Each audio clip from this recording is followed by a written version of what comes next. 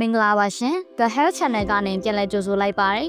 ။အေးရရာသီဥတုနဲ့စောင်းလီဟာကျမတို့ရဲ့အရေးပြားကို6သွေ့ပျက်စီးစေပါတယ်။တာမန်သား6ချင်းကိုအရေးမလုပ်ပဲလစ်လူရှူထားရကနေအသက်အန္တရာယ်ထိဖြစ်စေနိုင်တဲ့ထူးဆန်းတဲ့ဖြစ်ရပ်မှန်တစ်ခုကို3မိနစ်အတိအကျနဲ့တင်ဆက်ပေးသွားမှာဖြစ်ပါတယ်။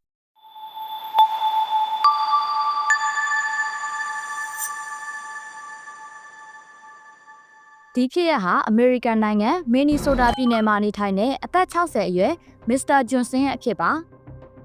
မစ္စတာဂျွန်ဆင်ဟာစောင်းရာသီမှာအသားအမြဲ6တက်ပေမဲ့အဆိုရက်ထိန်ခရင် moisturizer လိမ့်ဖို့ကိုပြင်းရင်ခဲ့ပါတယ်2024ခုနှစ်ဇန်နဝါရီလအလယ်ပိုင်းလောက်မှာအပူချိန်က3ညအောက်ရောက်နေတဲ့အတွက်သူ့ရဲ့ခြေသလုံးအရေပြားတွေဟာပိုမို6သွေ့ပြီးရားရန်လာခဲ့ပါတယ်ရောင်းလုံးလိုကုတ်ဖက်မိရာကနေအရေပြားမှာအနာအဆာလေးတွေဖြစ်ပေါ်လာခဲ့ပါတယ်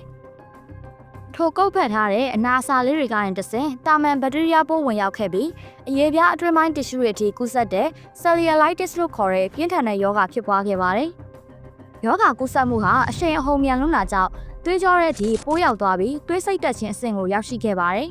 ။နောက်ဆုံးမှာတော့အသက်အန္တရာယ်ရှိရဲ့အရေးပေါ်အခြေအနေနဲ့ဆေးရုံမှာအချိန်ကြာမြင့်စွာကုသမှုခံယူခဲ့ရတာဖြစ်ပါတယ်။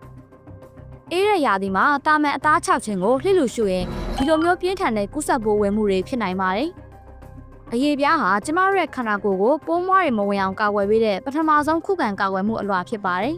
။အေးရရာသီမှာရေချိုးပြီးတာနဲ့ moisturizer အဆိုရက်ထိန်ခရင်ကိုမဖြစ်မနေလိမ့်ပေးပါ။အရေပြားကိုကုတ်ဖက်ခြင်းကိုလုံးဝရှောင်ရှားပါ။ရားရံမှာကဆရာဝန်ညွှန်ကြားတဲ့ဆေးတွေသုံးပါ။အရေပြားပေါ်မှာနီရဲရောင်ရမ်းလာခြင်းအနာပူခြင်းစတဲ့ကုသပိုးဝင်တဲ့လက္ခဏာတွေ့ရင်ချက်ချင်းဆေးကုသမှုခံယူပါဒီနေ့ပြောပြခဲ့တဲ့ဖြစ်ရပ်မှန်ကနေသင်ခန်းစာယူပြီးအေးတဲ့ရာသီမှာအရေပြားကျန်းမာရေးကိုတေချာဂရုစိုက်ပါတာမန်အသား6ချင်းကိုတော့ပေါ့ဆခြင်းမပြုဘဲအမြဲတမ်းအဆိုတက်ပြေဝအောင်ထိမ့်သိမ်းခြင်းဖြင့်ယောဂဆိုးများမှာကင်းဝေးကြပါစေရှင်နားဆင်ပေးခဲ့ကြတဲ့အတွက်ကျေးဇူးများကြီးတင်ပါတယ်